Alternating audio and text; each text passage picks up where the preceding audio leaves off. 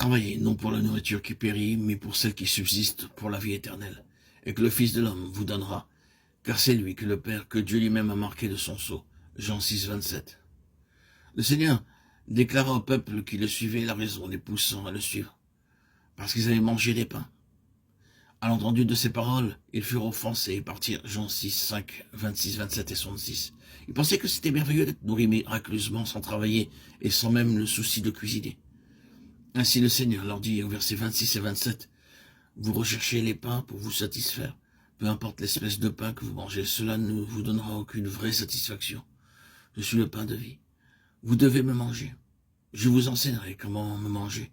Alors vous vivrez éternellement. » À ces paroles, ils se mirent en colère, furent offensés et ne marchèrent plus avec lui. Ils étaient tout proches, mais ils faillirent. Ils auraient pu recevoir le royaume de Dieu, mais ils partirent avides. Ils étaient du sel sans saveur.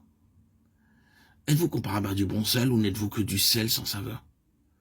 Combien d'ennemis, d'amis, d'étrangers et de parents ont été spirituellement bénis par votre vie?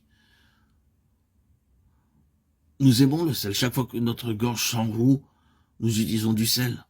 Il n'y a rien de tel combien nous sommes tous reconnaissants pour le sel. Juste un peu de sel soulage.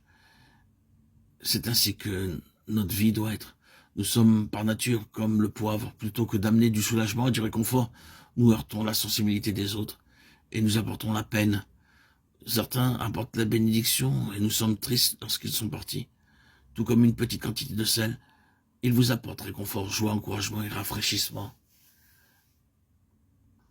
Si quelqu'un est en Christ, il est une nouvelle créature. Les choses anciennes sont passées. Voici, toutes choses sont devenues nouvelles.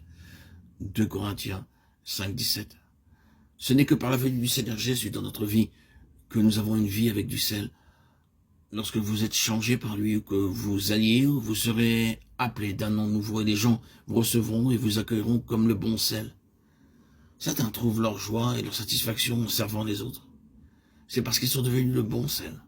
Que vous soyez jeune ou vieux, si vous avez en vous la vie du Seigneur Jésus-Christ, vous rechercherez une occasion pour aider les autres. Vous apporterez réconfort, joie et soulagement aux autres, et alors vous constaterez que votre vie même aussi se remplit de joie. Nous ne pouvons avoir aucune communion avec le péché. Par nature, tous les hommes sont pécheurs. Ainsi, ils ne peuvent être nos véritables frères et sœurs.